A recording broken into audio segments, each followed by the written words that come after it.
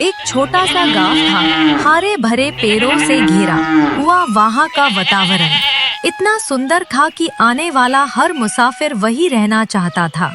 उसी गांव एक राजा का विशाल महल था। राजा बड़ी दयालु थे, पर एक बात पूरे गांव में मशहूर थी। राजा को रोज मटन करी और रोटी ही चाहिए। कहते हैं कि राजा रोज 4 किलो मटन करी खाते हैं। और जिम्मेदारी गांव के ही एक बुजुर्ग रामलाल काका पर थी। रामलाल काका गरीब थे, अकेले रहते थे, पर उनके हाथों का स्वाद इतना अनोखा था कि कोई भी उनके बनाए खाने को भूल नहीं पाता। हर सुबह वह जल्दी उठकर दरबार की रसोई में जाते, मटन को अच्छे से साफ करते हैं, फिर उसमें मसाले मिलाते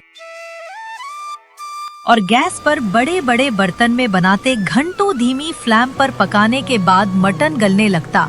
तब रामलाल काका उसमें अपना गुप्त मसाला डाल। उस मसाले की खुशबू महल से लेकर पूरे गांव तक फैल जाती है।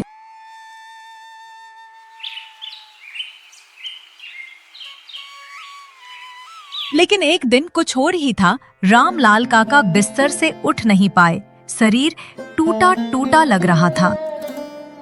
तभी राजा के 2 सैनिक रामलाल काका के घर पहुंचे। काका, आज रसोई क्यों नहीं आए? महाराज इंतजार कर रहे हैं। गुस्से से उनका चेहरा लाल है। बाबू, अब मेरी उम्र हो चली है, शरीर भी साथ नहीं दे रहा है। आज सुबह से बुखार है। अब शायद रोज रोज महज जाकर पकाना मेरी बस की बात नहीं है। क्या तो अब का मटन कौन बनाएगा? ये तो बड़ी मुसीबत हो जाएगी। मुझे भी चिंता हो रहा है बेटा, पर सच यही है, अब मैं पहले जैसा नहीं रहा। सैनिक ने महल जाकर सारी बात राजा को बताया। क्या कहा?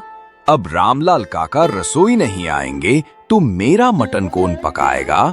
गांव में कोई और नहीं क्या?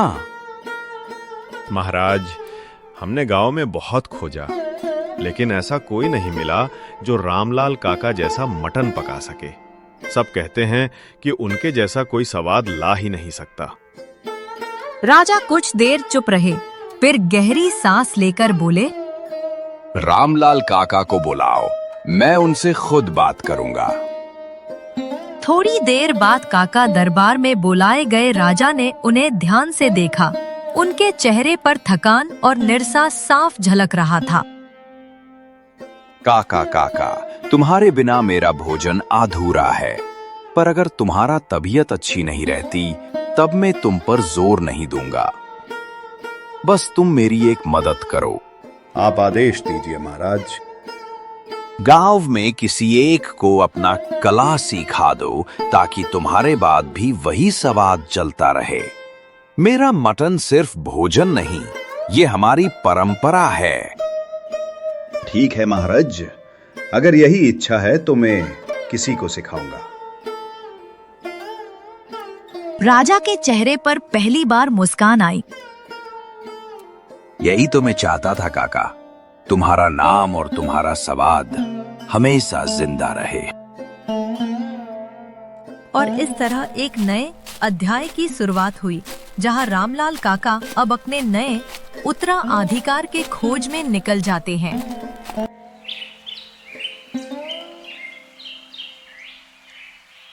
अगली सुबह सूरज की हल्की किरणें गांव के खेतों पर फैल रही थी। रामलाल काका धीरे धीरे चौक की तरफ चले। उनके मन में एक ही बात घूम रही थी, कौन होगा मेरा असली उत्तराधिकारी? वे चौपाल के पास आकर बैठ गए। तभी 2 नौजवान उनके पास आए। काका, हमें खबर मिली है कि आप अपना मटन करी बनाने का राज किसी को सीखने वाले हैं। हाँ काका, मुझे सिखाइए, मैं महाराज के लिए मटन करी बनाऊंगा। काका मुस्कुराए, पर उनका चेहरा गंभीर था। अरे बेटा, ये काम उतना आसान नहीं तुम जितना समझते हो। मटन पकाना धैर्य का काम है, और सबसे बड़ी बात मसालों की सही पहचान। काका, ये तो मामूली बात है। मैं घर में रोज चिकन करी बनाता हूँ। आप देखना, मटन करी भी चुटकी में बना लूंगा। नादान, चिकन करी और मटन करी में जमीन आसमान का फर्क है। चिकन आधे घंटे में गल जाता है, पर मटन उसे तो घंटों धीरज से पकाना पड़ता है और हर मसाले का समय तय है। जो इसे नहीं समझेगा उसका हाथों का स्वाद कभी वही नहीं होगा। काका, मैं मेहनत करूंगा, आप बस मुझे एक मौका दीजिए। रामलाल काका ने उनकी तरफ देखा और लंबी सांस लेकर बोले, तुम दोनों में जो जल्दी पाने का चाहा वही सबसे बड़ी गलती है। मटन पकाने में जल्दबाजी करने वाला कभी उस्ताद नहीं बन सकते। ये कहकर रामलाल काका वहां से उठे और अपने घर की ओर चल दिए। घर पहुंचकर वो चारपाई पर बैठे और सोच में डूब गए। अचानक उनके मन में एक नाम आया, मनहार। अरे, जब मैं पहले पहले राजा के लिए मटन बनाया करता था, तब ये मनहार मेरे साथ रहता था। उसने मेरे हर हरकत को देखा है। शायद वही इस कला को समझ सके।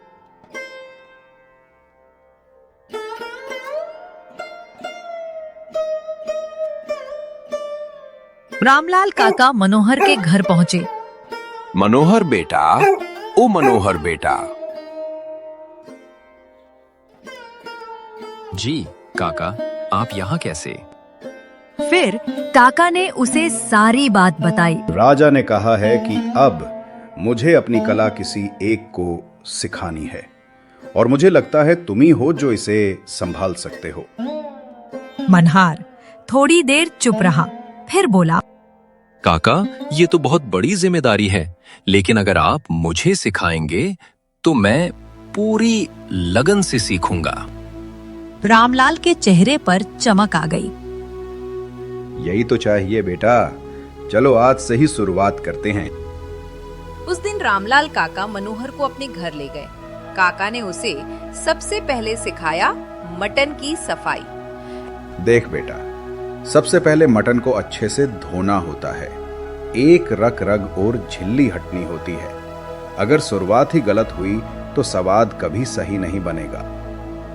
मनहर ध्यान से देखता हो और सिर हिलाकर हर बात याद करता। फिर काका ने मसाला निकाला। देखो, अब मसाले में क्या है? ये हल्दी और धनिया और लाल मिर्च और गरम मसाला।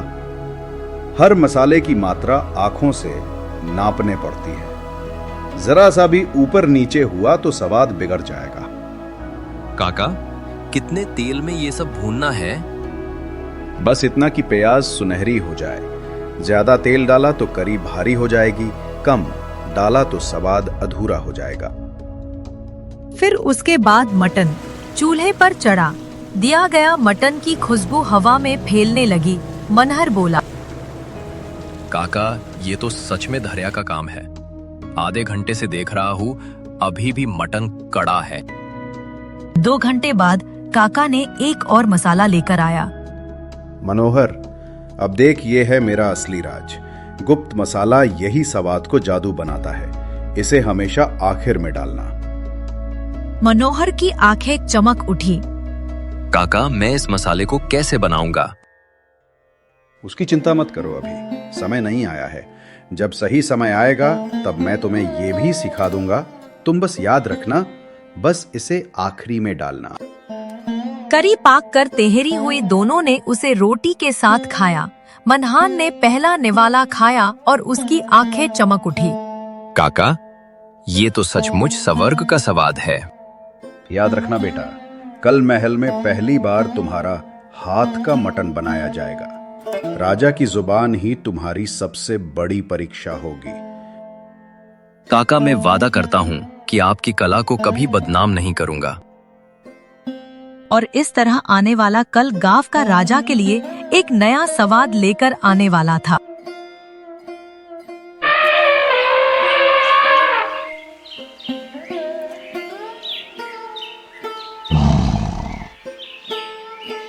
अगली सुबह रामलाल काका मनोहर को लेकर महल पहुंचे।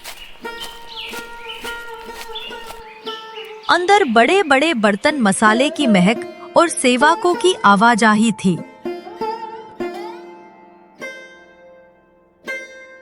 काका ने मनोहर से कहा, बेटा याद रखना, महाराज को राज 4 किलो मटन चाहिए और उनके स्वाद में कभी कमी नहीं आनी चाहिए। काका, आपका आशीर्वाद रहे। तो आज महाराज उंगलियां चाटते रह जाएंगे। आज मैं साबित कर दूंगा। फिर उसने 4 किलो मटन लिया और वैसा ही धोया जैसा काका सिखाया था। 22 टमाटर और मसाले मिलाकर उसके बाद चूल्हे पर पकाने के लिए रख दिया।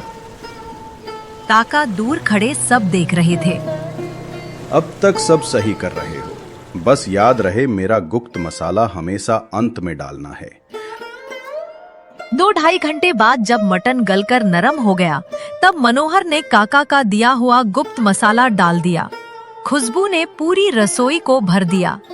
कुछ देर बाद सेवक थालियों में गरम गरम मटन करी और रोटी लेकर दरबार पहुंचे। राजा ने मन में सोचा, देखे ये नए लड़के का स्वाद कैसा है। क्या ये रामलाल काका की बराबरी कर पाएगा? उन्होंने पहला निवाला लिया और अचानक उनकी आंखें चमक उठी। वाह, ये तो वही स्वाद है, वही जादू। राजा देखते ही देखते पूरी थाली खाली कर दी। भोजन के बाद राजा ने काका और मनोहर को दरबार में बुलाया। राजा ने कहा, काका, आज तुमने अपना असली उत्तराधिकारी चुन लिया है। ये मनोहर हूबहू तुम्हारी तरह चिकन मटन बनाता है। मैं बहुत प्रसन्न हूँ। महाराज, ये सब आपके भरोसे और आशीर्वाद से मुमकिन हुआ है। महाराज, मैं वचन देता हूँ कि इस स्वाद और इस परंपरा को कभी फीका नहीं होने दूंगा। काका, अब तुम्हें मेहनत करने की जरूरत नहीं। तुम शांति और सुकून से अपनी लाइफ जियो। तुम्हारी सारी सुविधाएं का ध्यान में रखूंगा। महाराज, यही सबसे बड़ी राहत है कि मेरी कला अब भी जीवित रहेगी। रामलाल काका और मनोहर खुशी खुशी दोनों गांव लौट जाते हैं।